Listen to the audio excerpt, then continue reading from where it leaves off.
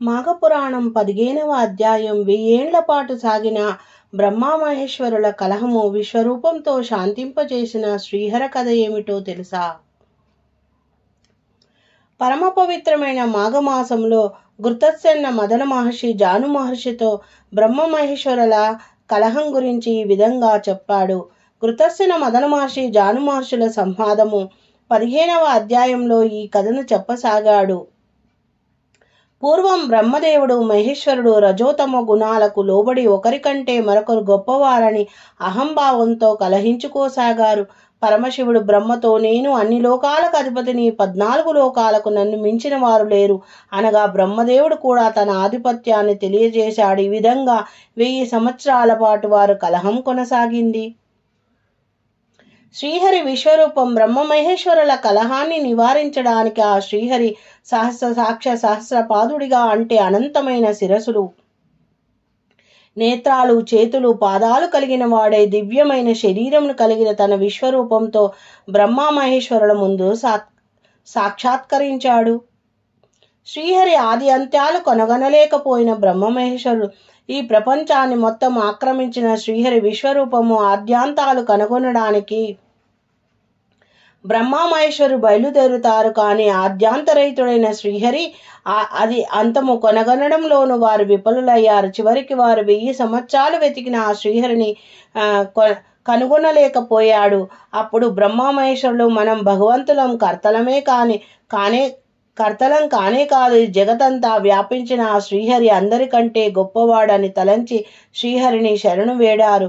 శ్రీహరిని స్తుతించిన బ్రహ్మమహేశ్వరులు, శ్రీహరి కన్నా గొప్పవాడు లేదని గ్రహించిన బ్రహ్మమహేశ్వరులు, శ్రీహరి, ఓ త్రిమూర్తి స్వరూప, నీకు శతకోటి వందనాలు. సకల దేవతలయందు, సకల ప్రాణులయందు ఉన్న నిన్ను కనుగొనలేక అజ్ఞానంతో మాలో మేము కలహించుకొనసాగాము.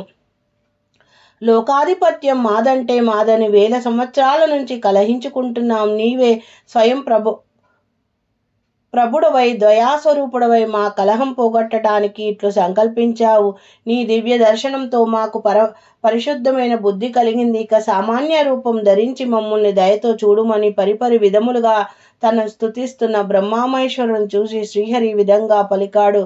బ్రహ్మమహేశ్వరులకు శ్రీహరి ప్రబోధ: ఓ మహేష, బ్రహ్మదేవ, మీ కలహమునకు కారణం తెలిపి కలహాన్ని తీర్చడానికి నేను విశ్వరూపం ధరించాను.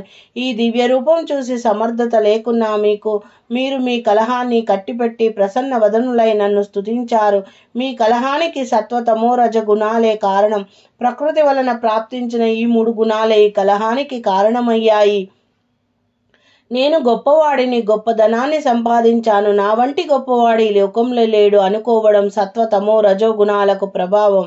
ఈ గుణమహిమం వలన మీ కలహము 1000 సంవత్సరాలు సాగింది. బ్రహ్మను స్తుతించిన విష్ణు, ఈ ప్రపంచమంతా వ్యాపించిన నేను 3 రూపాలుగా సృష్టి, స్థిత, లయం అనే కార్యాలు నిర్వహిస్తున్నాను. మీరిరువురు కూడా నా అంశలే అంటూ బ్రహ్మదేవునితో విష్ణువు, బ్రహ్మదేవా, నీవు ప్రభుడవు, అన్ని ప్రాణులను సృష్టించుచున్నావు. నా గర్భమునందు నా నాభి కమలమున ఉద్భవించావు. నీకు సురాలను, మునులను కూడా రక్షించిన వారి చేత వందనములు అందుకునే గొప్పవాడివి అని బ్రహ్మను స్తుతించిన విష్ణువు శివుని గొప్పతనాన్ని కూడా ఈ విధంగా చెప్పసాగను అంటూ ఘృతస్సెన మదన మహర్షి జాను మహర్షితో, జానువా, శ్రీహరి విశ్వరూపం ధరించిన ఈ కథను మాఘమాసంలో విన్నవారికి, చదివిన వారికి మాఘవ్రతం చేసిన ఫలితం దక్కుతుందని చెబుతూ ఘృతస్సెన మదన మహర్షి 15వ అధ్యాయాన్ని ముగించాడు. ఇది స్కాంద పురాణే మాఘమాసే మహత్యే పంచమాదశ అధ్యాయ సమాప్తం. ఓం నమః శివాయ నమః. శివార్పణమస్తు.